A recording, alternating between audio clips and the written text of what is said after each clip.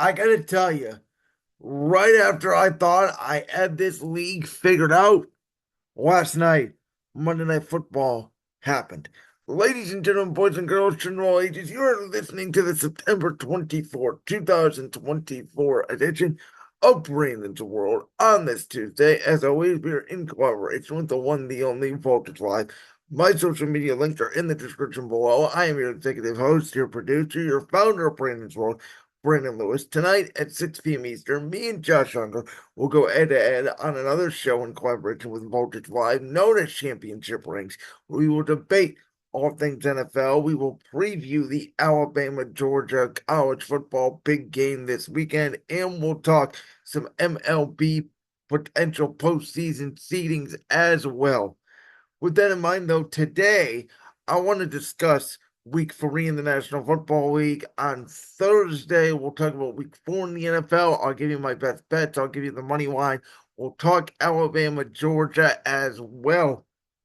And then this week on Friday, my good friend from Black Star Radio, David Profusic. You guys may remember we had him on around the draft last year. We talked all things NFL draft at that time.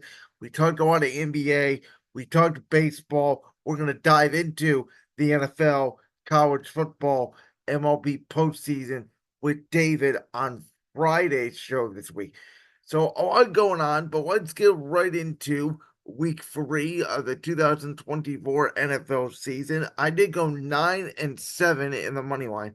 Hint, hint, 9-5 until last night. And we did go 4 for 5 in best bets. That puts us at a current pace of 25-23 in the money line, as well as 8 for 15 in best bets. Now, last year for week 3, I was 30-18 in the money line, so 5 off pace. Obviously, as I keep saying, last night hurt. We'll get to those 2 games. And then in best bets last year, I was 11 for 15 for week 3. So 3 off my pace. Week 2 really hurt me. Again, last week we went 4 for 5, only missing one bet. That bet we missed was Thursday night, which is why it was such a killer.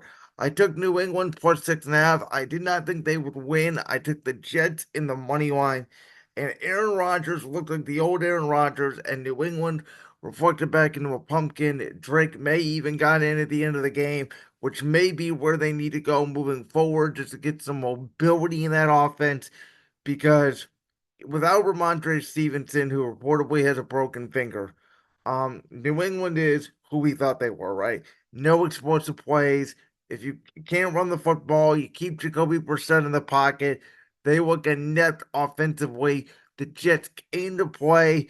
They knew it was a primetime game.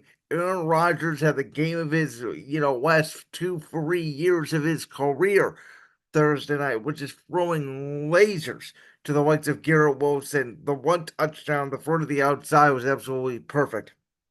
Alan Lazard, of course, got a touchdown. And I think the most encouraging sign is when they got Conklin involved in the tight end position. They rotate, Brees Hall and Brandon Allen in there at running back. Everything was moving. The pieces were moving. And now the Jets seem to get momentum as they host the Denver Broncos this Sunday. New England goes to a beat up San Francisco team, which I can't even tell you at this point. Again, Jets dominate 24-3.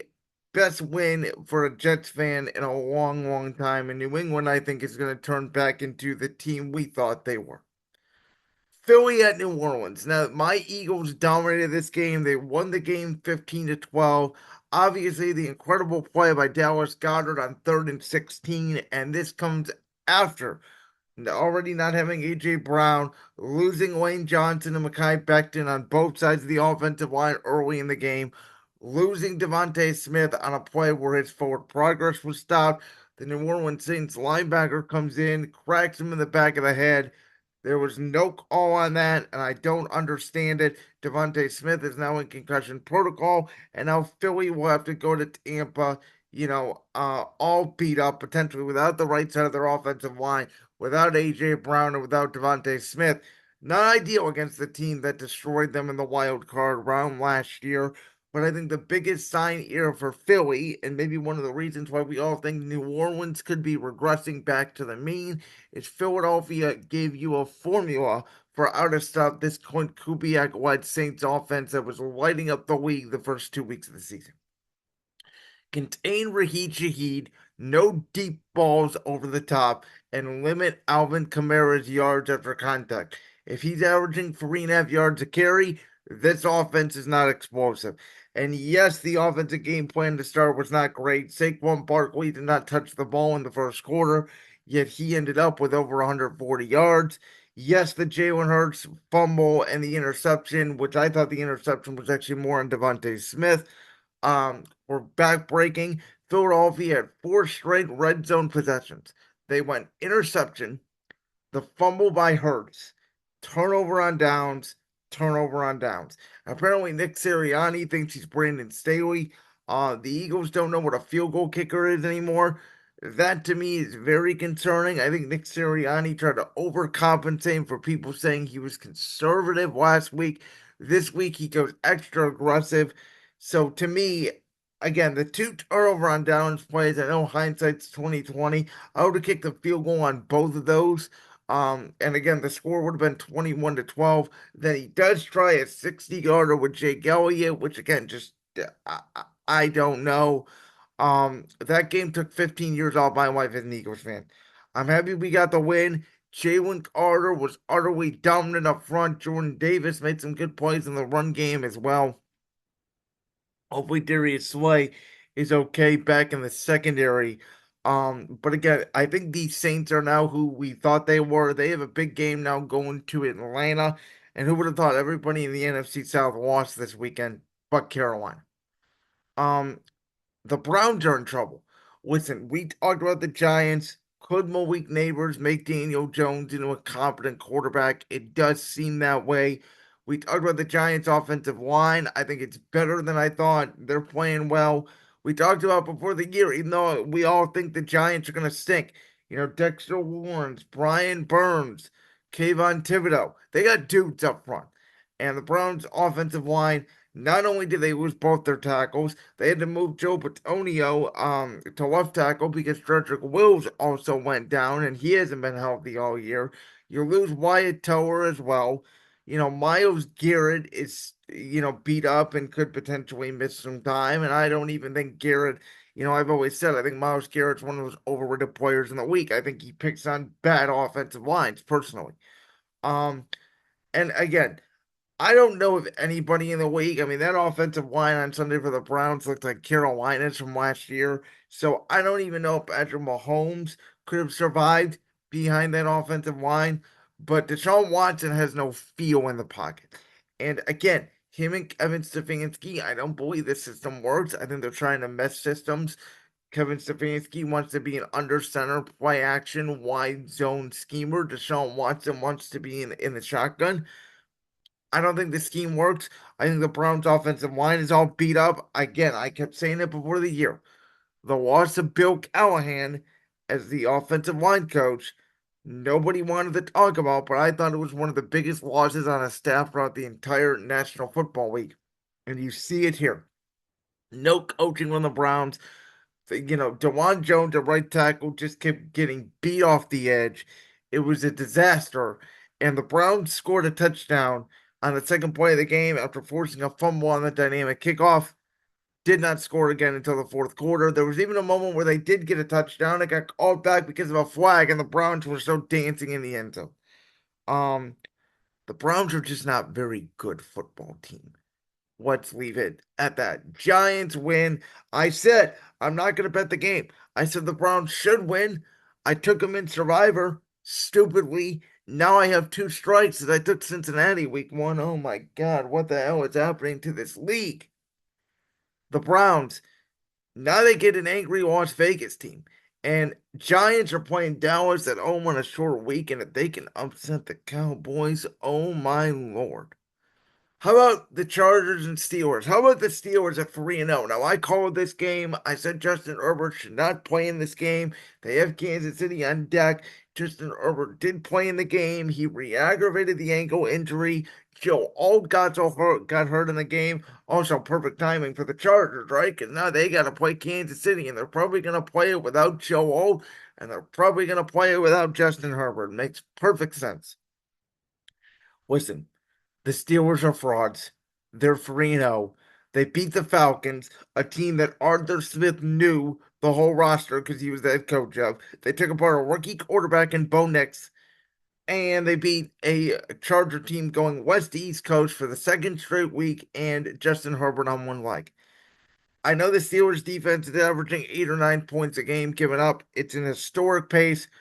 Justin Fields is playing very conservative, not turning the football over. He only has one turnover the whole year. That was the interception he threw um on Sunday. By the way, Derwin James is also suspended for a constant violation of big hits in the National Football League. So more keeps pounding on the Los Angeles Chargers.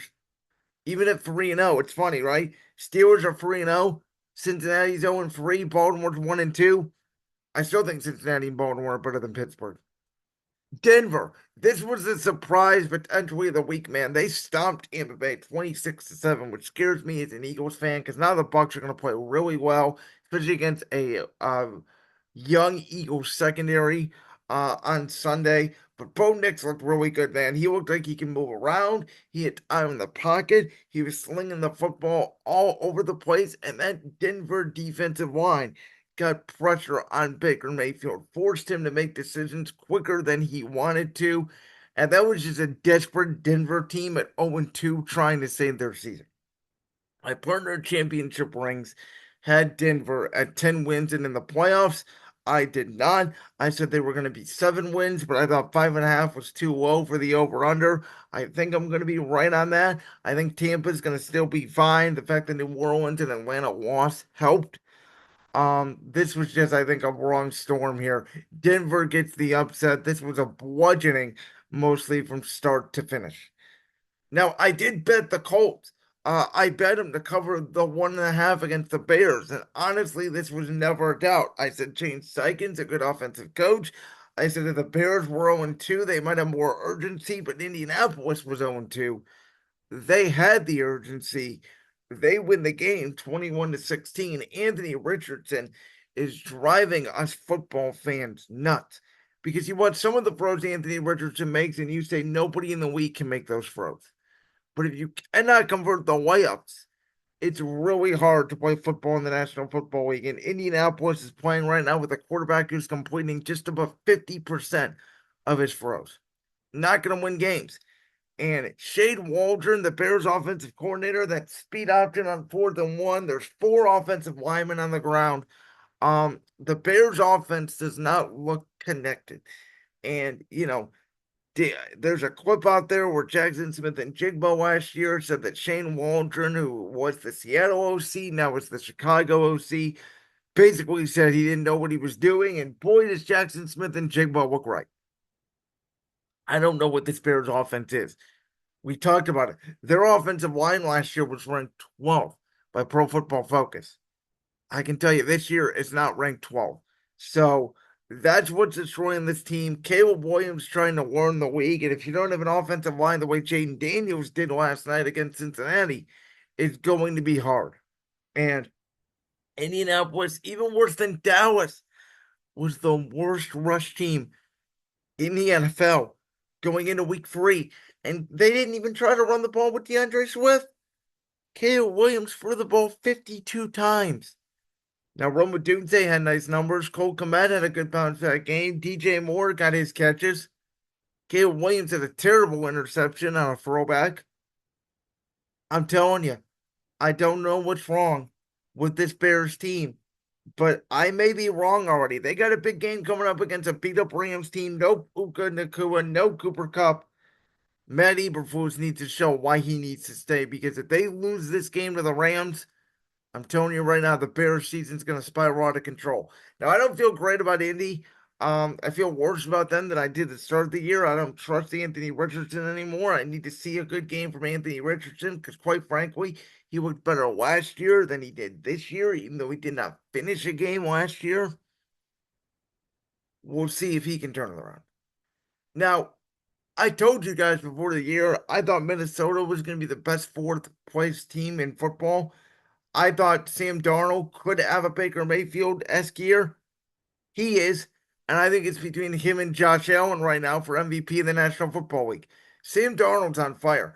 And as I keep saying, they don't even have TJ Hockenson, who's going to be coming back here in a couple of weeks.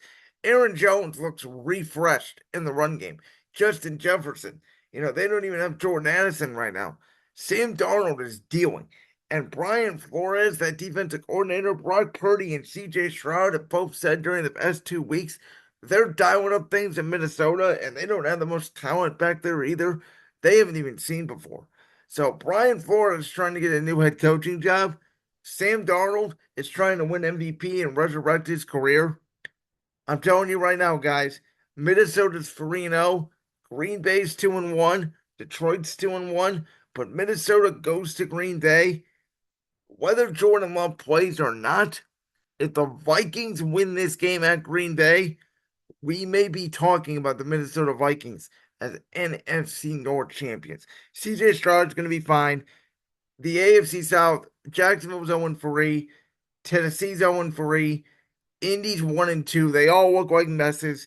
Houston, they had a bad day. I think they bounced back against Jacksonville on Sunday. Green Bay defeated Tennessee 30-14. I mean, listen, I told you I bet this game Green Bay plus 2.5. I told you did not understand the line. I told you the Packers were better. Told you Malik Willis and Josh Jacobs were going to run all over the Titans. I told you Will Levis is not an NFL quarterback. Yeah, I was right on all of it. Green Bay destroys Tennessee 30-14. How about this? I told you, I told you, I told you, and I should have had the courage of my convictions. Ugh. I should have swapped out New England for the Carolina Panthers. I thought everybody was going to laugh at me. I had social anxiety of making the social media posts that I do for Brandon's Best Bets. I should have did it. I should have taken Carolina plus 5.5. I told you guys were open down the field. I told you Dave Canales was not a bad coach. I told you Andy Dalton was going to make this Carolina Panthers offense competent. I told you I did not love Antonio Pierce as the Raiders head coach. I thought he was a rah-rah guy. I did not love it. I told you, I told you, I told you. Now, this week, Cincinnati's going to be angry. They may destroy Carolina. The party in Carolina may be over, even though it is Andy Dalton going back to his former team. And the Raiders are already playing musical chairs at quarterback. I told you this team has all the weapons in the world, but they don't have a quarterback, and they're going to be a disaster this year. I think I'm going to be right on that, though they're probably going to beat the Browns on Sunday because Aiden O'Connell's going to have a game because that's the way the NFL is working this year. But kudos to the Carolina Panthers. I mean, Miami, their season's over. I said, you never know. Skylar Thompson's first start.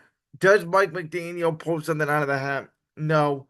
And I know my cousin Derek, big Seahawks fan. I know there's a lot of Seahawks fans that watch on the YouTube side of the Brandon's World podcast. I know you're going to be mad at me. The Seahawks are 3-0. They beat Bo Nix in his first start. They beat New England. We don't think they're going to be any good. They surprised Cincinnati week 1, and they honestly should have lost to New England in New England week 2. And they beat Miami, who may not get another win until Tua comes back because they don't have a quarterback because Skylar Thompson went down and that that kid Tim Boyle, who was backing up Aaron Rodgers all those years in Green Bay, backed him up with the Jets last year. He came into the game. Miami has Tyler Huntley. They need to go get another quarterback, whether it's Russell Wilson, whether it's Ryan Tannehill. I don't know, but you have Tyreek Hill, Jalen Waddle on this offense, and Achin, and you can't get him the ball. And their defense, I told you their defense was not going to be as good as a year ago. Seattle only scored 24 points, even without Kenneth Walker. Zach Charbonnet's been a serviceable running back. Metcalf had good numbers. Smith and Jigba had good numbers. It was just kind of a tempo-controlled game. This game sort of got out of it early. There was times where Miami had a chance down in the red zone to make it a two-possession game, maybe make it a game in the second half. They could not convert down there. For all intents and purposes, the Dolphins season, unless they make a trade for somebody, their season's over because they don't have a quarterback. And Seattle will get their first real test this week on a Monday night when they go to Detroit. And God help us because it's the Titans and the Dolphins is the other Monday night game. Thank God there's another Monday Night Football game on the docket. Okay, next game, we have Detroit and Arizona. Now, I picked the Lions to cover the 3 points. It was another good bet by me. I said, I think they're just going to pound the football. I think they're going to get back to running it with Jahmyr Gibbs and David Montgomery, and that they did. Jared Goff was very clean to start out this game. Now, there was a controversial play that ended up being the difference in this game. Obviously, it was right before the 2 minute warning. The ball I thought was snapped before. The referee said it did not get snapped before. It ended up being a pick six by Arizona. So, Arizona, we said they're feisty. We said they play hard. Marvin Harrison had an okay day receiving. Fact of the matter is, though, they don't have a lot of great defensive linemen, and Detroit just bullied them. The Rams. I can't say much more about the job that Sean McVay has done without any offensive linemen. Take notes, Cleveland. Without any wide receivers. And Matthew Stafford and Kyron Williams and whoever they got out there playing receiver are just out there dealing. And Brock Purdy did not have Deebo Samuel. He did not have George Kittle. Brandon Ayuk and him have not connected at all this season. And Jawan Jennings had a career day. Yet a drop by Bill, the kid they drafted a couple years ago, third round pick, I believe. And then the punt return by the Rams. They just kept giving the Rams life, giving the Rams life, and the Rams would not go away. And I told you this going into the game. I said the line was about 7.5 in some places. I said I would not bet San Francisco on this game. I said Sean McVay despises Kyle Shanahan. It's his coaching rival. The Rams and Niners hate each other. This is a personal game, and the Rams are going to want to win this game. The Rams not only did not give up, they saved their season with a bunch of backups, and now they go to Chicago, West East Coast on a short week. I don't care, if the Bears aren't as good as we thought they were. If the Rams go in there with no people again and they beat Chicago, you better look out because when the Rams get healthy, that's going to be a dangerous football team. And for San Francisco, Javon Hargrave is now out for the season. Brock Purdy is now day to day. And so a team that you thought and the line opened up at 10.5 against New England, going to be a get right game for San Francisco, who always seems to destroy New England. All of a sudden, with all those injuries, does New England have a little bit of a shot at least to cover? The final score does not indicate that Baltimore basically choked this game against the Cowboys 28-25. Ravens do what Ravens do. They almost give up the lead in the fourth quarter. Dallas had to get an onside kick. They got one, which I believe was the first onside kick recovered this year. They needed two. Dak Prescott a lot of empty carry yards in the fourth quarter. Dallas can't run the ball, and they can't stop the run. That's a bad formula. And now the Saints have punched him in the mouth. The Ravens have punched him in the mouth. I think the difference between those two teams and maybe what Cleveland had in week one, those two teams have great backs. The Browns do not. The Giants do not. The Brian Daboll's a good offensive coach. I think on a short week, you got to get Daniel Jones running the option because Lamar Jackson torched them with the read and the veer options, including the key first down to seal the game after the momentum had swung all the way back in the Cowboys' favor. But this is why I said I did not think Dallas was going to be a playoff team this year. This is why I had Dallas at 9-8 and not 11-6 or 12-5. And Mike McCarthy may be a white and duck coach, but I said, yes, you're going to pay Dak. Yes, you're going to pay CD.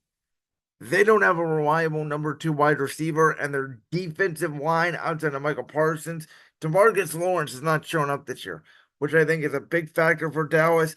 I think losing Dan Quinn on the defense, and they're trying to do a different scheme here with Mike Zimmer, a little bit less man coverage, more of a 4-3 than a hybrid, type defense where Michael was lining up everywhere. Now he's almost exclusively on the edge. I think Dallas has been embarrassed the last 2 weeks. They're going to want to come ready. They're going to fire off against the Giants Thursday night. If they lose the game against the Giants, they are in huge trouble, obviously. For Baltimore now, they saved their season, but now they got to go play, in my opinion, the favorite for MVP so far this year, Josh Allen and the Buffalo Bills. That's a Sunday night game. That's going to be a really good game. I believe that game is in Baltimore. Now, obviously, the Chiefs got away with a pass interference call, but it does not change the fact Patrick Mahomes would probably went down and scored anyway. No Isaiah Pacheco, no problem. Atlanta's offensive line got beat up, and Mahomes did not play great. And again, Kansas City has not played great. They're 3-0. Here are the other 3-0 teams in the National Football League. Are you ready? The Minnesota Vikings. They are 3-0. The Pittsburgh Steelers. They are 3-0. As I mentioned, the Chiefs, they're 3-0. And the Buffalo Bills, they're 3-0. That's it. Bills, Chiefs, Steelers, Vikings.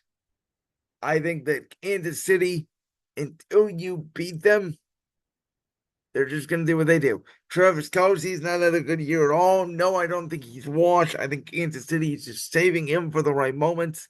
Again, Atlanta has struggled at times in pass protection. Spagnuolo really tired up the blitz. Who would have thought Darnell Mooney, by the way, would be Atlanta's number one wide receiver so far this year? Bottom line is, though, Chiefs win it 22-17. Okay. When he was in Philadelphia, I always defended Doug Peterson. I didn't even think he should have been fired after the 2020 season, though, unlike a lot of Eagles fans, I still like Nick Sirianni. Maybe a little bit less now than before, but I don't think that you win all those games as an NFL head coach by just being a bump on a log. I think Nick Sirianni has to be doing something for the Philadelphia Eagles to have the success they've had over the past 3 years. I said the same thing about Doug Peterson. Obviously, Super Bowl winning head coach. Trevor Lawrence, for whatever reason, ever since the injury last year, he was playing really well. And the Jags started 8-3. I don't think they've won a game since. And last year they beat Buffalo in London. This year, it wasn't even a contest, folks. It was 34-3 by halftime, 47-10 final. Trevor Lawrence missing easy layups. The Jacksonville defense looking not prepared. The entire team looking not prepared. This Jacksonville team, they should have beat Miami week 1. They had a chance to. They could have beat Cleveland week 2 if they didn't have self-inflicted penalties. Now you play Buffalo and you play Houston. Oh boy. They're going to start 0-4. This train is going to roll off the tracks, in my opinion, very quickly. And Doug Peterson may be out of a job here. I think the Jaguars have a London game in a couple weeks. If they come back from that London game and lose and they have, one win or hell, even zero, it's not going to be good for the Jaguars, who, in my opinion, are starting over and they may have to find a new quarterback. And again, ever since Joe Brady has taken over this offense from Dorsey, the Buffalo Bills have looked like a different team. And Josh Allen, for this point, that was a machine last night. I mean, 5 touchdowns in the first half to 5 different wide receivers / tight ends / running backs. He's spreading the football around, and this offense looks better without Stephon Diggs. Very Kansas City Chiefs-esque, and I think this will be the year Josh Allen wins MVP. At least that's the way it feels to me so far. And Jaden Daniels had more touchdown passes last night than incompletions. Inexcusable for Rue Anarumo on that primetime stage to do that. Defensive coordinator, his offense put up 33 points. Jamar Chase looked back. T. Higgins had a good game. Joe Burrow had time in the pocket. Jaden Daniels outdueled Joe Burrow. And this is why I predicted, folks, the Washington Commanders to be second place to get that final wild card in the NFC. This is why I said they're going to be better than the Dallas Cowboys in the NFC East. Hell, they may even fight with Philadelphia all the way to the end for the division title. I don't think that was a fluke. Now, again, I still think Cincinnati's a good football team. I mean, if it wasn't for that short fumble, they should have beat New England. They were a PI away from beating, Kansas City, and then they were arguably a missed field goal away and potentially what could have been PI and a 2-point conversion play from tying this game up with Washington. So Cincinnati's got some bad breaks. Now they play their former mate, Andy Dalton. I don't think Joe Burrow and Andy Dalton have ever gone head to head. I could be wrong on that.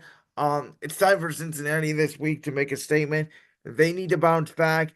If they, God forbid, lose to Carolina, God help everybody in Cincinnati. Very impressed by Washington. I think the bigger story here is how bad the Bengals defense looked last night. Terry McLaurin had his way. They threw a lot of balls to the back, a lot of balls to the tight ends. Washington offense just moved the ball. And I know my buddy Austin Arnold, who we're going to have on to preview the Commanders Eagles game in week 11, will be very happy about that. And so, as a quick recap, again, I went 9-7 in the money line. I went 4 for 5 in best bets. With my bets, I hit Green Bay plus 2.5. I hit Indy minus 1.5. Hit Detroit minus 3. Hit Baltimore minus 1.5. My miss was New England plus 6.5. I have not looked at the lines this week, but I will tell you the trend so far 3 weeks for the National Football League. If you're betting games with teams that are 5.5 point more or favorites, most of the time, again, outside of Buffalo last night, take the dogs because dogs are covering in big spots 3 weeks through the 2024 NFL season. Like that clip from the Brands World podcast? If so, make sure you go down there and hit that subscribe button. While you're down there hitting the subscribe button, make sure to also hit the notification bell so you never miss another upload. And make sure you check out all the other clips from the Brands World podcast right here on YouTube.